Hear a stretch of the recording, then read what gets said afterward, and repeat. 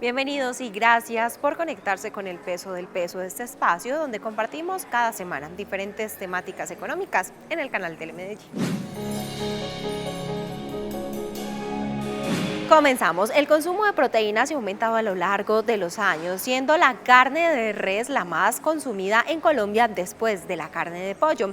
Sin embargo, el poder adquisitivo de la moneda colombiana se ha comportado contraria a este. Les contamos los resultados de un informe realizado por la firma sectorial que detalla y responde a la pregunta: ¿cuántos kilos de carne de res alcanza con el salario mínimo? Miremos a lo largo de los años. En 2010, a pesar del fenómeno del niño y de la niña y una pérdida de cerca de 3 billones de pesos en el sector, con un precio promedio de kilo de carne de res de 6.400 pesos y un salario mínimo de 515.000 pesos, se podía comprar con ese salario 79 kilos. Pasamos al 2015, donde el precio casi que se duplicó, un precio de 12.000 pesos con un salario mínimo de 644.000 pesos, tenemos que se podían comprar 51 kilos de carne. Y ahora pasamos al 2023, donde el precio de la carne de res se ha comportado de manera histórica. Revisemos, un kilo vale 27.000 pesos, con un salario mínimo de 1.160.000 pesos se pueden comprar 42 kilos de carne. El comportamiento se debe a varios factores. Al presentarse ese encarecimiento, las personas han migrado a otro tipo de proteínas, se destaca el pollo, se destaca el cerdo. De hecho, se estima que Colombia podrá convertirse en el tercer productor de carne de cerdo de la región. Y el precio de la carne, por otra parte, han ido incrementando constantemente, recientemente más impactado por los precios de los insumos para la producción, y un segundo aspecto porque internacionalmente el precio de la carne es mucho más atractivo, o sea, es más atractivo exportar que mantener el producto al interior.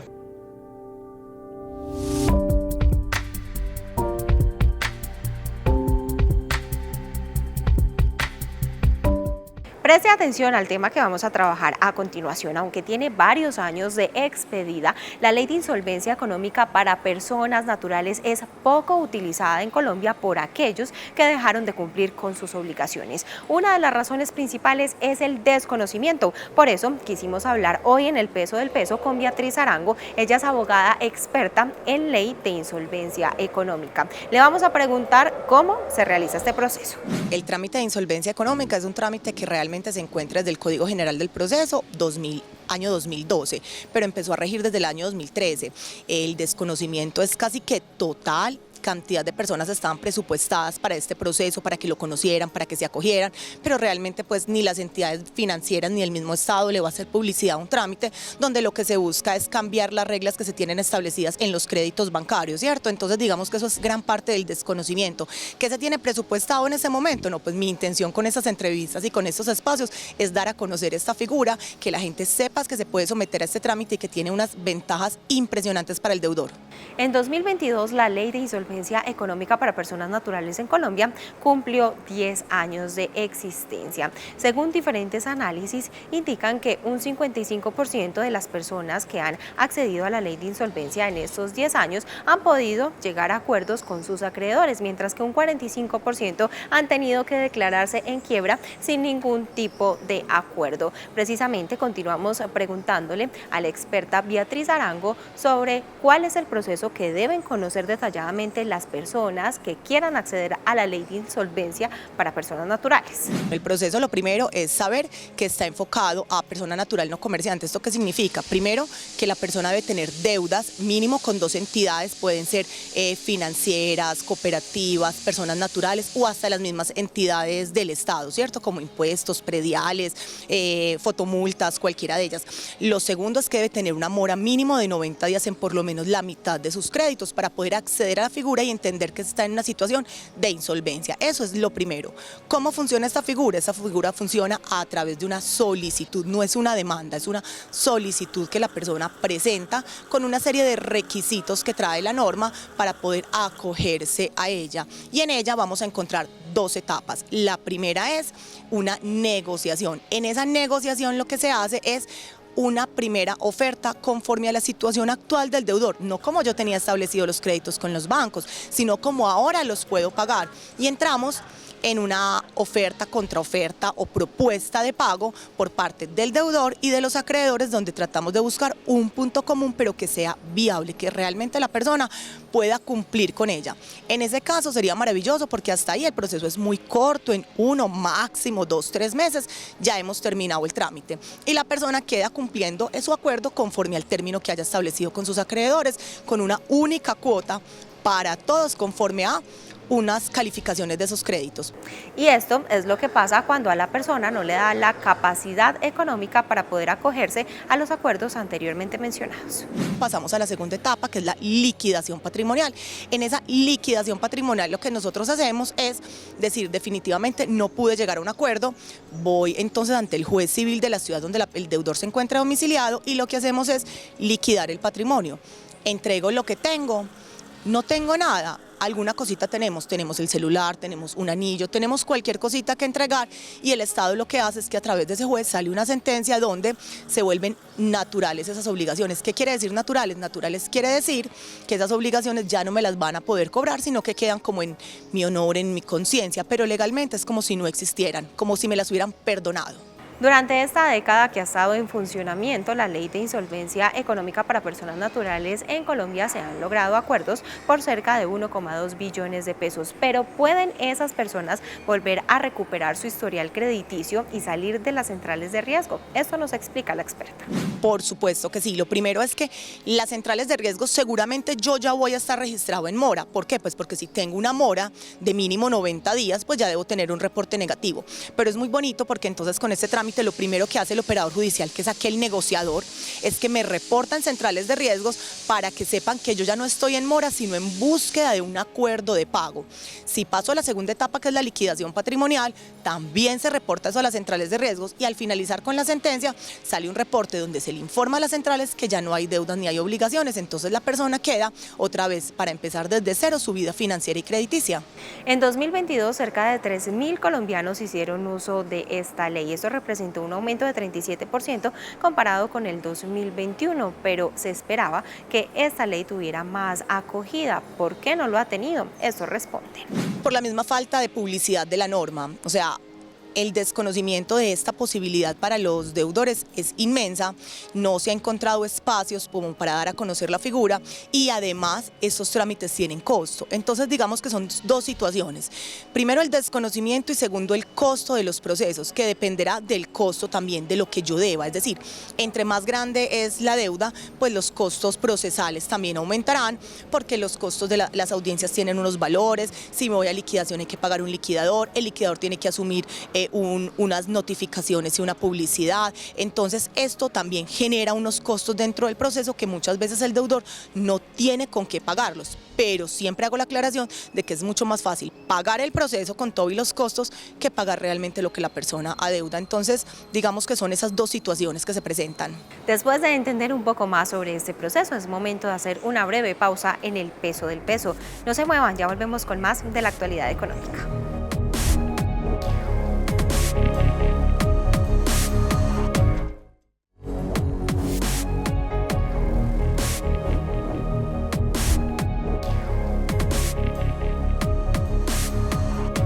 Gracias por continuar con nosotros. Y esta semana se dio una de las noticias en materia económica más importantes, al menos en el mundo empresarial. Y es que el banquero Jaime Gilinski, por medio de un memorando de entendimiento con algunas de las empresas del grupo empresarial antioqueño, está por adquirir el 87% de la empresa de compañías de alimentos Nutresa. Eso fue lo que pasó y lo que pasará. Grupo Nutresa informó por medio de un comunicado el pasado 24 de mayo del 2023 que suscribió un memorando de entendimiento con las empresas de Jaime Gilinski, Grupo Argos y Grupo Suramericana. Con la suscripción de el banquero caleño se quedó con la participación del 87% de la compañía de alimentos, convirtiéndose en el nuevo dueño de la empresa. Precisamente por esto y por la guerra que se venía presentando, digamos, en el mercado financiero, se paran las cargas, se dirimen un poco las diferencias y de esta manera se representa una decisión un poco salomónica que permitiría que Nutresa se quede con el 87%, perdón, el Grupo Gilinski se quede con el 87% de Nutresa, mientras que Grupo Gilinski sale de las participaciones en Suramericana y a la vez Nutresa sale de las participaciones que tienen Argos y en Suramericana, de esta manera dándole fin al enroque empresarial histórico. Además de ser una empresa de alimentos vital para el abastecimiento y seguridad alimentaria, Nutresa es una importante generadora de puestos de trabajo a nivel local, nacional e incluso internacional. Estamos hablando de que el grupo empresarial puede estar empleando cerca de 100.000 personas y en el escenario de Nutresa pues se habla de valores cercanos a las 40.000 personas. En ese orden de ideas pues la importancia en términos laborales y en términos de generación de riqueza y de Producto Interno Bruto colombiano y por supuesto antioqueño es muy relevante. Muchos colombianos se pueden estar preguntando si la compra de Nutresa por grupos empresariales árabes y los Gilinski generarán cambios en la compra y distribución de alimentos dentro del país, aunque sus nuevos dueños no se han pronunciado. Esto es lo que analizan los expertos. Es una compañía que ha tratado incluso de salvaguardar el elemento incremental de los precios para que de esta manera también la inflación no afecte mucho los bolsillos y de esto pues lo identificamos incluso en los estados financieros que ellos reportan, pero detrás de ello existiría la posibilidad con la nueva salida de nuevos productos y la internacionalización, la dolarización de estas cosas que se puedan presentar de pronto leves aumentos. No se puede descartar, sin embargo Nutresa es una compañía que tiene bien medido su ejercicio de rentabilidad. Los nuevos dueños de Nutresa acceden a una compañía con un patrimonio cercano a los 10,5 billones de pesos, que tiene 9 líneas de negocio y considerada como la más sostenible en la industria de alimentos en el mundo, según el índice mundial de Dow Jones. Las familias de ingresos bajos y medios tienden a ser el motor del gasto de los hogares para este 2023 y el próximo 2024. Esto debido a factores como que recibieron aumento salarial este año, además su número poblacional. Esto hace que se dinamicen sectores como entretenimiento, vestuario y comidas fuera del hogar.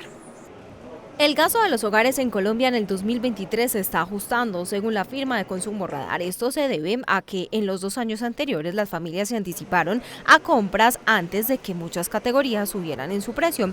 Aunque se evidencia caída en bienes durables como vivienda y vehículos, otros como vestuario y entretenimiento se siguen dinamizando. Entonces, los hogares, ¿qué están haciendo en este momento? 1, quieren estar por fuera de la casa. 2, le están metiendo entretenimiento. 3, están buscando alta satisfacción con bajo desembolso. Y hoy el mercado, en muchas de las categorías, están entendiendo ese mensaje y están entregando la oferta de valor que los consumidores necesitan. Las familias de ingresos medios y bajos en el país tienden a ser el motor del gasto en Colombia para 2023 y 2024. Realmente las que mejor lo están pasando, irónicamente, son ingresos medios bajos e incluso ingresos bajos, porque ingresos altos le tocó toda la reforma tributaria, son los que tienen el pago del endeudamiento de los últimos años y claramente no tuvieron aumentos salariales. Por su parte, las empresas tienen como reto entender las necesidades, mecanismos de pago y cómo llegar a esa población del país. Muchas han encontrado resultados en los programas de fidelización. Esto lo que hace es permitir a que los usuarios tengan mayor capacidad de consumo, a que usen sus puntos o para comprar lo que de todas maneras tenían que comprar, pero digamos un alivio económico, porque ya hoy se pueden pagar hasta facturas de servicios públicos. Las personas de ingresos medios no necesariamente se entienden como aquellos que pertenecen a los estratos socioeconómicos más bajos. Son una población que crece más en Colombia, tuvieron incremento en el salario mínimo y comenzarán a recibir subsidios del gobierno. Esto los hace ser el motor del gasto en el país. Y es que las empresas colombianas se enfrentan a diferentes formas de consumo en todos los canales, incluidas las farmacias.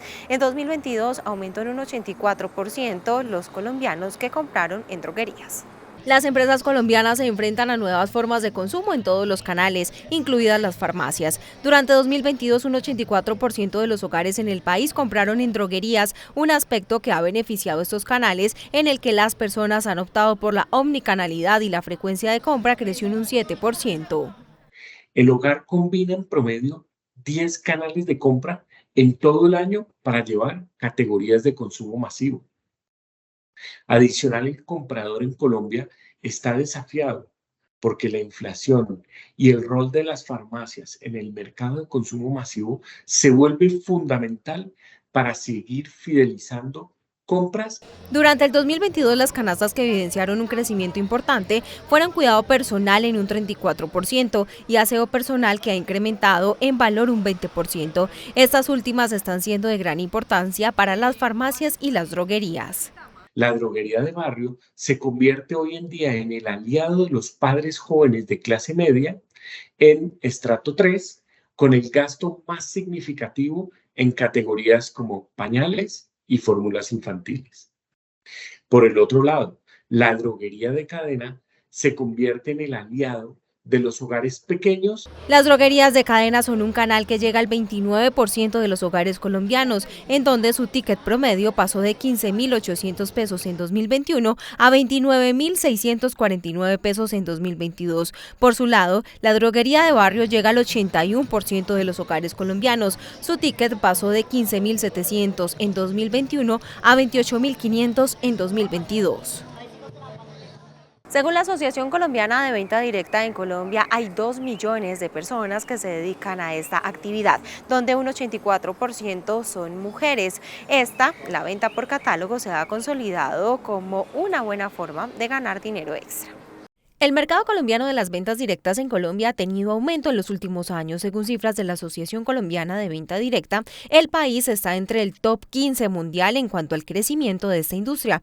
64% de las personas creen que la motivación de compra se debe a calidad, precio y sostenibilidad de los productos.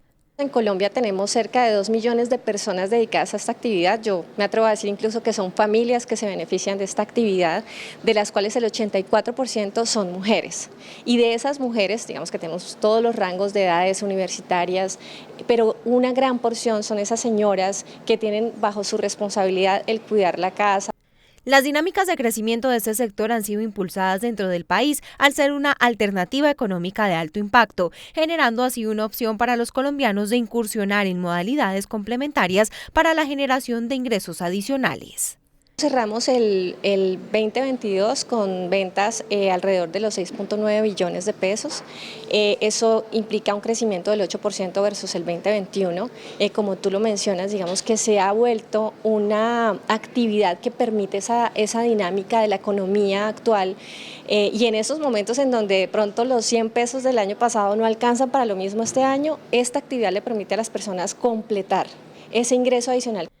Por categorías, la que más se mueve en las ventas por catálogo es la de cosméticos y cuidado personal, con un 38%. La segunda posición la tiene ropa y accesorios, seguidos de productos de alimentos y bebidas y los artículos del hogar.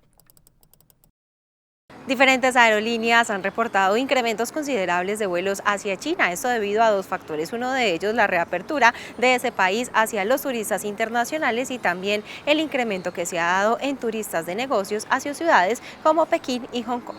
La recuperación económica de Asia Oriental, sumada a la reciente apertura al ingreso de turistas por parte de China y la alta demanda de viajeros de negocios a ese país, ha impulsado a diferentes aerolíneas a aumentar su oferta de vuelos desde Colombia a las ciudades de Pekín, Hong Kong y Shanghái, casi alcanzando el volumen de vuelos existentes antes de pandemia. Definitivamente, en estos momentos las frecuencias no son las mismas que teníamos en el periodo antes de pandemia, pero a partir del 1 de julio estamos ya alcanzando estos niveles. Vamos a tener vuelo diario para Hong Kong, Beijing y Shanghái con Air France, y para Beijing y Shanghái con KLM, y 3 vuelos semanales hacia Hong Kong con KLM. Eso quiere decir que estamos teniendo una muy buena oferta. Pekín, Shanghái y Hong Kong son importantes destinos de negocio, además de las ciudades más emblemáticas del país por su historia, tradiciones y evolución. La relación con China por años ha sido de excelente nivel, no solo a nivel económico, sino a nivel turístico. Antes de pandemia, nuestro segundo destino más importante en Colombia era realmente una de estas ciudades en China. ¿Y por qué? Porque hay una relación económica, unas importaciones muy importantes, y más que todo de nuestros comerciantes en todo el país, incluyendo a la región de Antioquia. Según las previsiones del Banco Mundial, el crecimiento de los países en desarrollo de Asia Oriental y el Pacífico se acelerará del 3,5% alcanzado en 2022 a 5,1% en 2023, ya que la reapertura de China contribuirá a la recuperación de su economía. Diferentes universidades del país han registrado disminución en el número de matriculados después de la pandemia.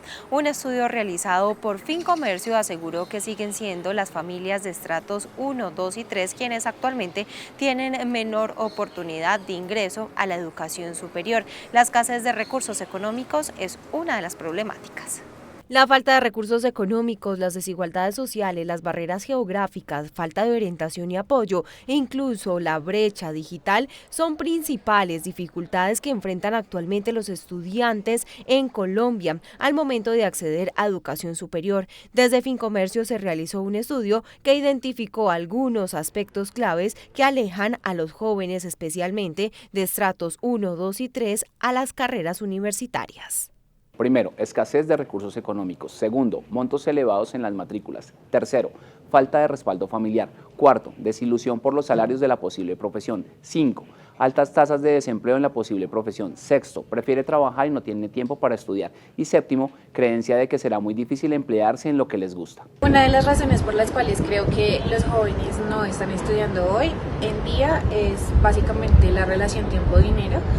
Creo que ese sacrificio a veces no es bien compensado y por eso sienten que no es necesario el tener un posgrado o un pregrado, algún tipo de estudio. La dificultad de acceso a la educación universitaria no se limita únicamente a la falta de recursos para pagar la matrícula, también influyen los gastos diarios relacionados con la carrera que elija el estudiante. Un dato llamativo es el crecimiento de solicitudes de crédito educativo en 2022, ya que para el primer semestre del año aumentaron en un 61%, un porcentaje destacado teniendo en cuenta que en años anteriores la deserción estudiantil aumentó. Al analizar el comportamiento de crédito educativo para pregrado por ubicación geográfica, las cifras de la cooperativa revelan que los estudiantes están ubicados principalmente en 5 ciudades que son Bogotá, Medellín, Cali, Tunja y Villavicencio.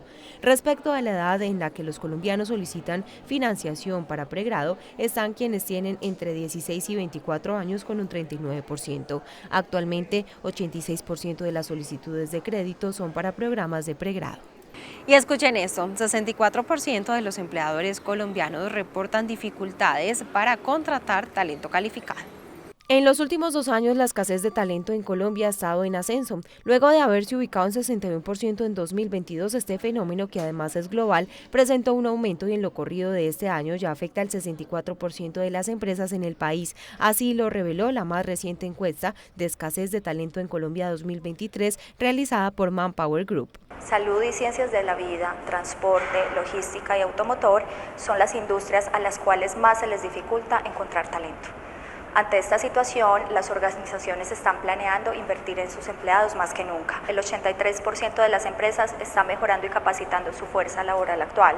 Adicionalmente, el 31% planea llenar nuevos roles permanentes, el 29% tiene planes de invertir en más tecnología para aumentar los procesos, mientras que el 19% traerá más contratos o roles temporales. Asimismo, para superar la escasez de talento, el 57% de los empleadores planean ofrecer más flexibilidad sobre cuándo o dónde trabajar. Por su parte, las principales habilidades técnicas que buscan los empleadores son marketing y ventas, tecnologías de la información y data, ingeniería y operaciones y logística.